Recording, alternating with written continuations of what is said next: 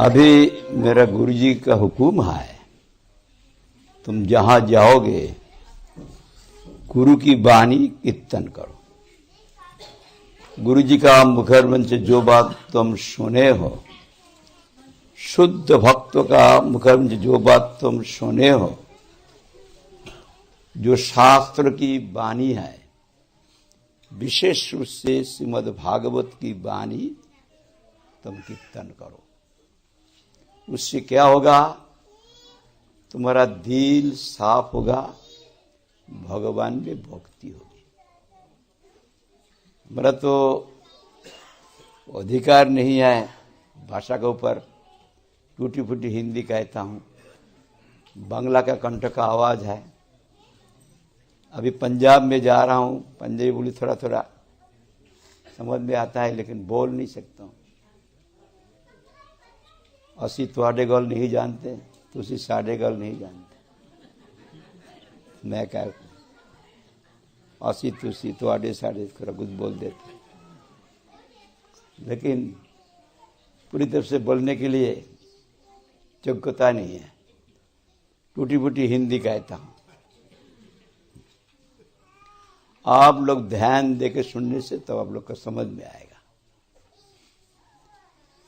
अभी हम लोग चैतन्य महाप्रभु का संप्रदाय का है।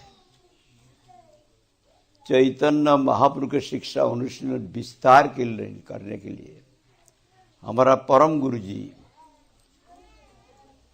द्वितीय पुष्पंग विष्णुपाद भक्ति सिद्धांत सरस्वती गोस्वामी ठाकुर तमाम विश्व में 64 केंद्र स्थापन किया, और हमारा गुरु जी उसका बाद और 24 केंद्र सारा भारत में स्थापन किया। अभी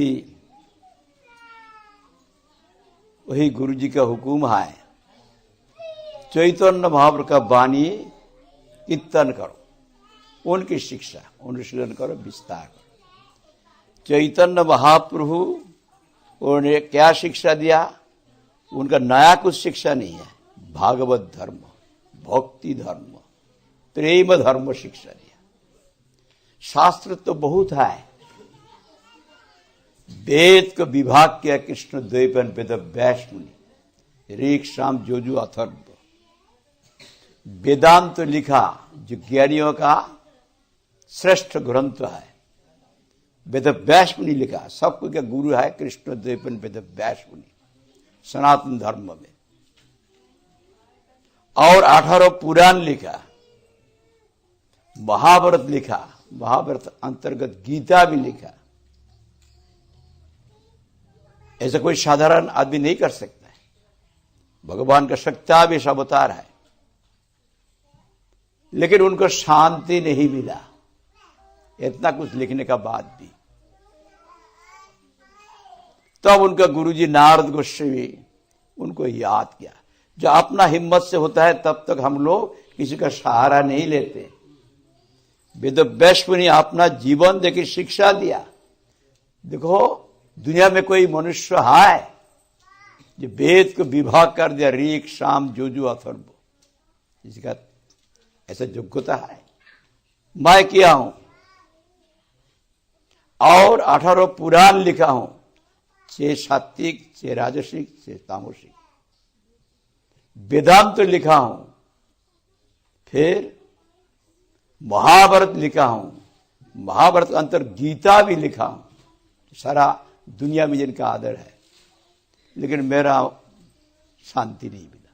तो मेरा चिंता हुआ, मैं दुनिया का मंगल करने के लिए इतना कुछ किया हूं, मुझे शांति नहीं मिला। कारण क्या है?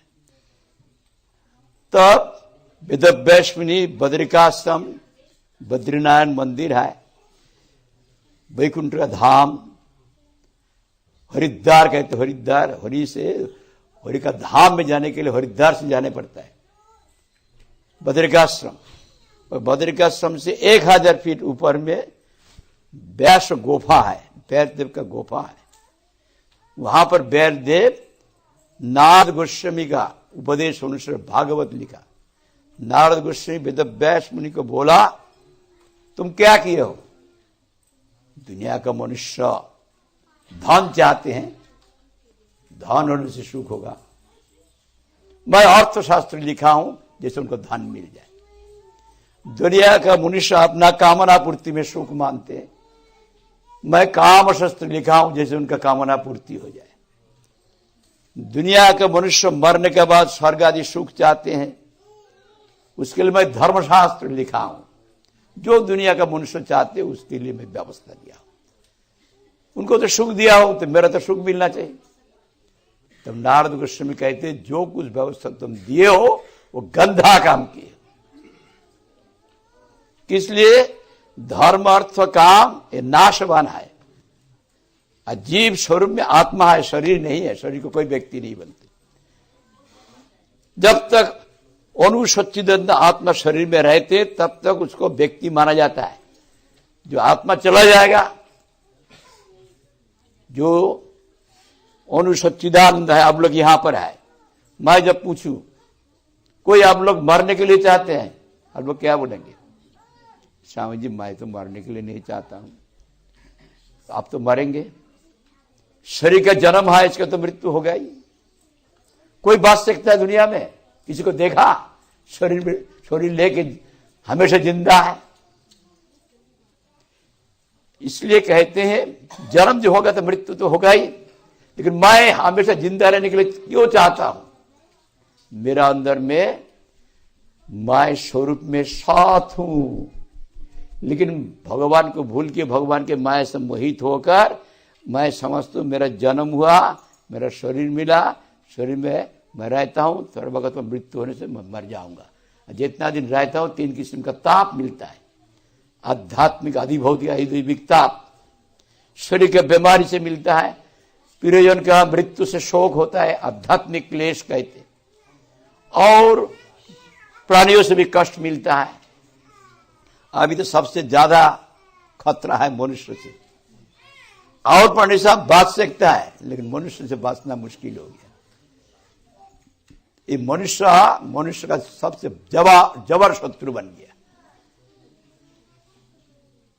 Human beings have become the greatest enemy of the human beings nowadays.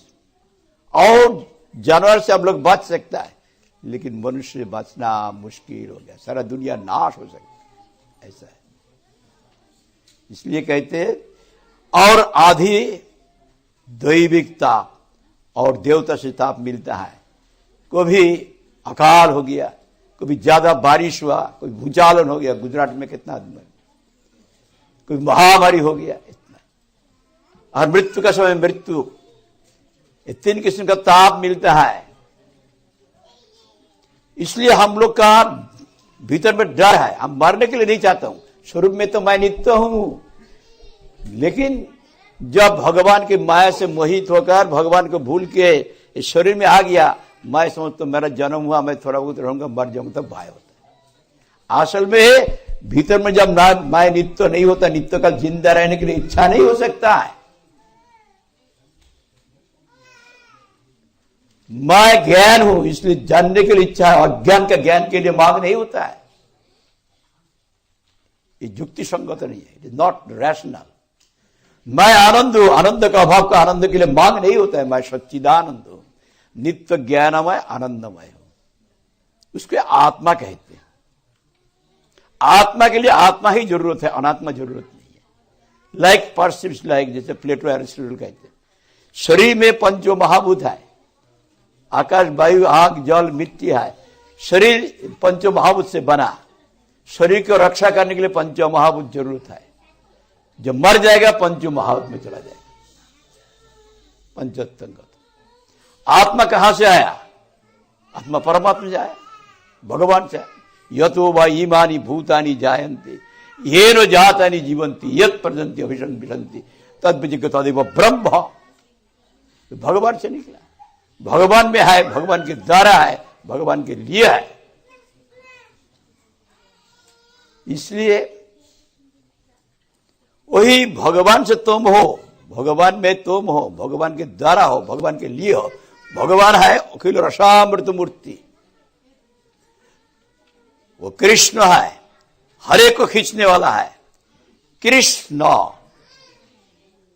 Krishna का मतलब खींचना और न आनंद देना।